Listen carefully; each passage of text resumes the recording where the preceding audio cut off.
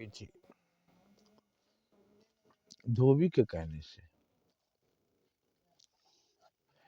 या ऋषि मुनियों ने कहा अग्नि परीक्षा ले लीजिए, 6 महीने रावण की लंका में रहे।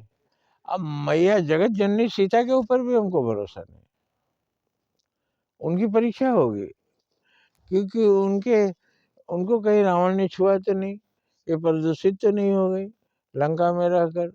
अरे तो फिर राम की अग्नि परीक्षा क्यों नहीं हुई? ये भी तो अकेले घूमे, ये कहीं प्रदूषित हो गए होंगे।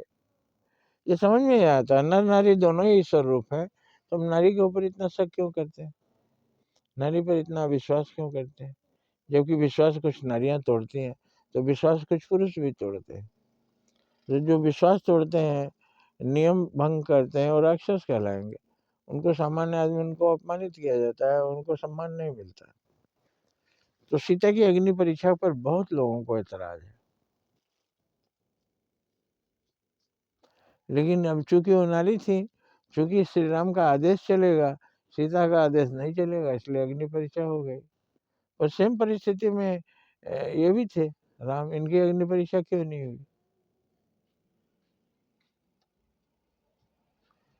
तो अगर दिव्य दृष्टि से देखा जाए, रावण जब भी सीता का से बात करता था, सीता एक तिनके का ओट लेकर के उससे बात करती थी।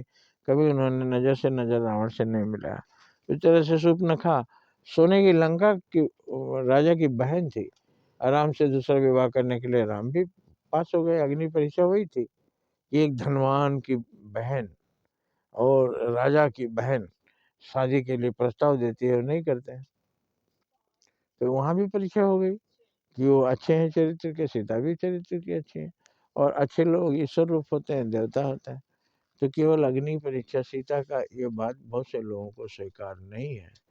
सती प्रथा जैसे केवल औरत विधवा हो गई, आदमी मरा तो औरत को जलना है आदमी के लाश के साथ, एक मुर्दा दूसरा जिंदा उसके साथ जला देते हैं। तो जिसकी औरत मर गई, वो आदमी को क्यों नहीं जलाया गया औरत के साथ? ये भी सती प्रथा अन्याय हुआ। अन्याय का हमेशा विरोध कीजिए। अन्याय का विरोध, आपको पता है कि आपका आत्मा जीवित है, आत्मा मृत नहीं है। श्री कृष्ण भगवान ने कहा, जिन लोगों ने द्रौपदी के अपमान पर आवाज नहीं उठाई वो सारे मरे हुए हैं। तो जो सत्य की आवाज नहीं उठाते हैं वो सब मरे हुए होते हैं। इसलिए सत्य के पक्ष में हमें आवाज उठाना चाहिए, किसी एक के साथ अन्याय ना हो। 3 बार अगर पुरुष तलाक बोल देता है तो औरत बेसहारा हो जाती है। तो औरत को भी आज़ादी मिलना चाहिए कि 3 बार किसी बदमाश आदमी को तलाक बोल दे और छुट्टी।